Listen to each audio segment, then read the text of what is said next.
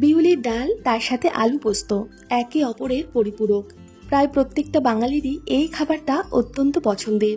যে কোনো নিরামিষের দিনেই হোক কিংবা এই তপ্ত গরমে বিউলির ডালে জুড়ি মেলা ভার। ভাতের পাতে এক টুকরো পাতিলেবু, তার সাথে মুখরোচক আলু পোস্ত আর সুগন্ধি বিউলির ডাল দিয়ে এক থালা ভাত তৃপ্তি সহকারে নিমেষেই উধাও হয়ে যাবে। নমস্কার বন্ধুরা, আমি বন্দনা আপনাদের সবাইকে আন্তরিকতার সাথে মিঠাই ম্যাজিক সব কিচেনে জানাচ্ছি অনেক অনেক স্বাগত। আজ আপনাদের সাথে দুটো রেসিপি শেয়ার করব, সুগন্ধি বিউলির ডাল আর মুখরোচক আলু পোস্ত। যারা নতুন রান্না শিখছেন তাদের আশা করি রেসিপিগুলো কাজে লাগবে। তো চলুন আর দেরি না করে আজকের রেসিপি শুরু করে দিই। যেহেতু দুটো রেসিপি দেখাবো তাই রান্নাটা একটু ধাপে ধাপে করব। হাতের কাছে সবকিছু জোগাড় করে নিয়ে রান্নাটা বসিয়ে দেব। সবার প্রথমে ডালটা আমি সেদ্ধ করতে বসিয়ে দেব, কারণ ডাল সেদ্ধ হতে একটু সময় লাগে। এটা বিউলির ডাল। কাঁচা অবস্থায় বিউলির ডালকে আমরা বিউলির ডাল বলি, আর এই ডালটাই যখন ভাজা হয়, ভেজে বিক্রি করা হয়, তখন ওটাকে আমরা কলাইয়ের ডাল বলি। একই ডাল, কলাইয়ের ডালে একটু খোসা থাকে, ভাঙা থাকে আর ভাজা থাকে, তাই ওটাকে কলাইয়ের ডাল বলা হয়। আর এই কাঁচা অবস্থায়, খোসা ছাড়ানো অবস্থায় এটাকে আমরা বিউলির ডাল বলি। আপনারা এই ডালটাকে কী নামে জানেন অবশ্যই কমেন্ট করে জানাবেন।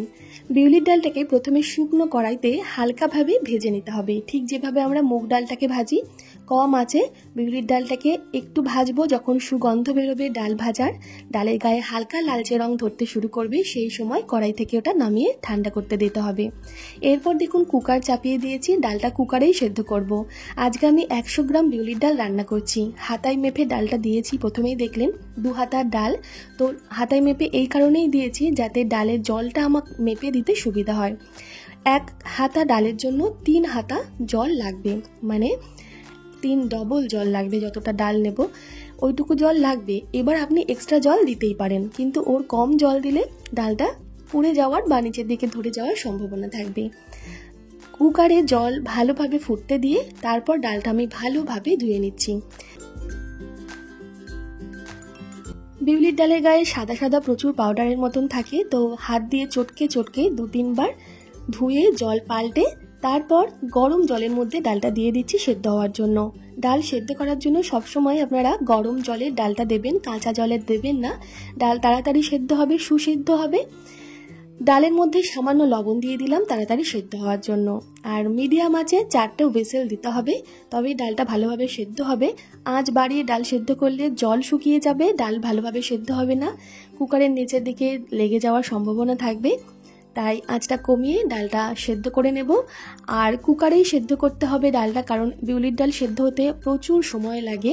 কড়াইয়ের থেকে কুকারে সেদ্ধ করাই সময় সাপেক্ষ। ডাল ওদিকে সেদ্ধ রেখে আমি আলু পোস্তর জন্য প্রিপারেশনটা নিয়ে নিচ্ছি। আলুগুলো খোসা ছাড়িয়ে তারপর ডুমো ডুমো করে কেটে নেব।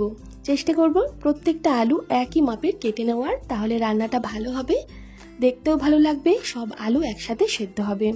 প্রত্যেকটা আলু টুকরো টুকরো করে কেটে ভালোভাবে ধুয়ে নেব। আলু ধোয়া হয়ে গেছে। এবার পোস্তর জন্য আমি একটা বাটি নিয়েছি, বাটিতে জল নিয়েছি। একটা ছাঁকনি এই বাটিটার উপর বসিয়ে দিচ্ছি, চা ছাঁকার ছাঁকনি। এর মধ্যেই আমি দিয়ে দিচ্ছি পরিমাণ মতন পোস্ত। 500 গ্রাম মতন আলু আমি আজকে রান্না করব, তার জন্য 2 চামচ পোস্ত দিলাম। আর এই পোস্তর সাথেই একটু পাকা লঙ্কা নিয়েছি, পাকা লঙ্কাটাও দিয়ে দিলাম। পোস্ত রান্নায় হলুদ ব্যবহার করব না, তাই চেষ্টা করব কাঁচা লঙ্কার জায়গায় পাকা লঙ্কা ব্যবহার করতে, তাহলে পোস্তর রঙটা ভালো আসবে। আর এইভাবে ছাঁকনিতে পোস্তটা ভিজিয়ে রাখলে পোস্তটা তাড়াতাড়ি ভিজবে, বাটতে সুবিধা হবে। যেহেতু শিলনোড়ায় বাটবো, পোস্তটা ধোয়াও হয়ে গেল আর বাটতেও সুবিধা হবে। এদিকে কড়াইতে সরষের তেল গরম করে নিয়েছি। আলু পোস্ত রান্নার জন্য তেলটা একটু বেশি দিলে খেতে ভালো লাগবে। 3 টেবিল চামচ মতন সরষের তেলে সামান্য কালো জিরে প্রথমে ফোড়নে দিয়ে দিলাম। তেল গরম হলে কালো জিরেটা হালকা ভেজে দিয়ে দিলাম জল ঝরিয়ে রাখা কেটে রাখা আলুগুলো। আলু আমাদের ভাজতে হবে, পোস্তর জন্য আলু আমরা ঢেকে ভাজবো না, মিডিয়াম আঁচে আলুগুলো ধীরে সুস্থে ভাজবো। আলুটা সুন্দরভাবে ভাজবো, এমনভাবে ভাজতে হবে 70% আলু সেদ্ধ, যাতে কড়াইতে ভাজতে ভাজতেই হয়ে যায়। এদিকে দেখুন একটা শিলনোড়া নিয়ে নিয়েছি, তার মধ্যে ছাঁকনিতে ভিজিয়ে রাখা পোস্তগুলো শিলনোড়ার মধ্যে নিয়ে মিহি করে বেটে নিলাম। দেখুন পোস্তটা একটু লালচে রং ধরেছে এই লাল বা লঙ্কাগুলো দেওয়ার জন্য। এরপর দেখুন আমাদের আলু ভাজা সুন্দরভাবে হয়ে গেছে। আলুটা আপনারা এইভাবেই ভেজে পোস্তটা রান্না করবেন, আলু সেদ্ধ হয়ে যাবে তাড়াতাড়ি আর পোস্তটা খেতেও দারুণ লাগবে। এরপর আলু ভাজা হয়ে গেলে এর মধ্যে আমি প্রথমে যে পোস্ত বেটে রেখেছিলাম সেই বাটা পোস্তটা দিয়ে নেব, দিয়ে একটু নাড়াচাড়া করে নেব।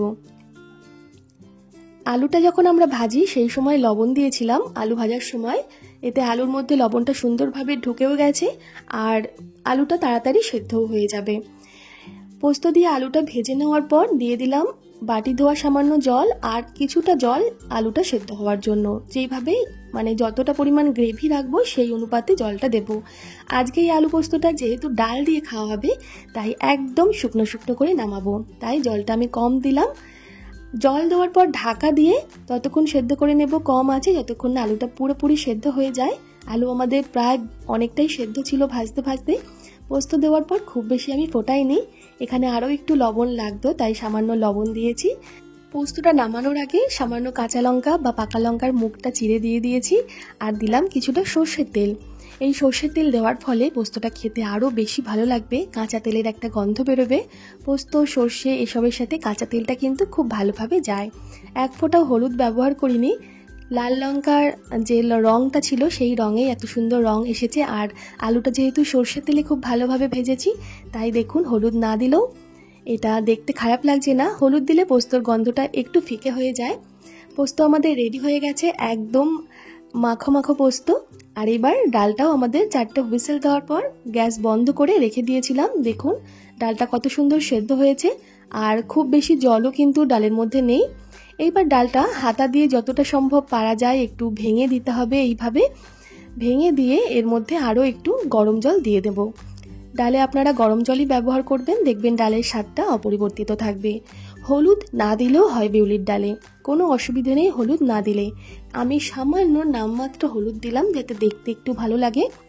তবে বিউলির ডাল কলাইয়ের ডালে হলুদ দিলে এর স্বাদটা একটু পরিবর্তন হয় আর কি। সামান্য হলুদ দিয়ে একটা ডালের কাঁটা দিয়ে খুব ভালোভাবে ডালটা একটু ঘেঁটে নিলাম। এমনভাবে ঘাঁটবো খুব বেশি পাতলাও হবে না আবার খুব বেশি দানা দানাও থাকবে না, তবে একটু দানা থাকলে বিউলির ডালটা মুখে পড়লে খেতে ভালো লাগে। একটা স্পেশাল মশলা তৈরি করে নেব এই ডালের জন্য। সুগন্ধি ডাল যেহেতু করছি, বিউলির ডালের মেন মশলা হলো এই আদা আর মৌরি বাটা, তার সাথে আমি একটা তেজপাতাও নিয়েছি। আমাদের বাড়িতে দেখতাম আদা মৌরি বাটার সাথে একটা তেজপাতাও বেটে দিত। আমি অনেকেই দেখেছি আদা আর মৌরি তো বেটে দেয় কিন্তু তেজপাতাটা অনেকেই দেয় না। তো আপনাদের কাছে রিকোয়েস্ট করব এখনো পর্যন্ত আপনারা এইভাবে ডালটা না রান্না করলে তেজপাতাটা একটু কষ্ট করে আদা মৌরির সাথে বেটে দেবেন, দেখবেন এর গন্ধটাই আলাদা হবে, খেতে ভালো লাগবে এটা।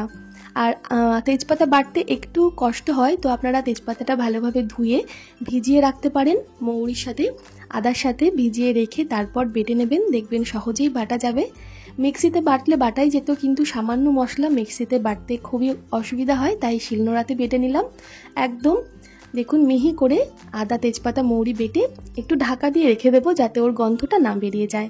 ডাল রান্নার জন্য কড়াই চাপিয়ে তাতে 2 চামচ সর্ষের তেল গরম করে 2টো গোটা শুকনো লঙ্কা আর একটা শুকনো লঙ্কা চিড়ে দিয়েছি। যেভাবে ঝাল খাবেন আপনারা সেই হিসেবে লঙ্কাটা দেবেন, দিয়ে সামান্য মৌরি ফোড়নে দিলাম। ডালের ফোড়নটা কিন্তু সুন্দরভাবে ভেজে নিতে হয়, একটু পোড়া পোড়া করেই ডালের ফোড়নটা ভাজলে ডালটা খেতে ভালো লাগবে। ফোড়নটা ভাজা হয়ে গেলে ডালটা আমি দিয়ে দিলাম। এরপর এর মধ্যে পরিমাণ মতন লবণ আর সামান্য মিষ্টি দিলাম। বিউলির ডাল বা কলাইয়ের ডালে একটু মিষ্টি না দিলে ভালো লাগে না।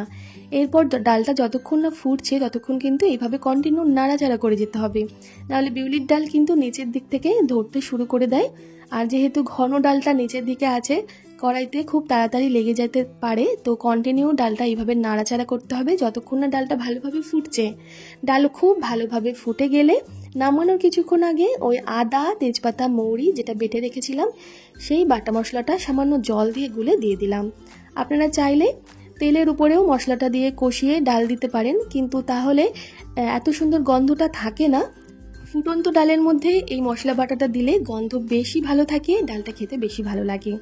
তৈরি হয়ে গেল, ভালোভাবে ফুটিয়ে নিলেই আমাদের সুগন্ধি বিউলির ডাল, তার সাথে আলু পোস্ত।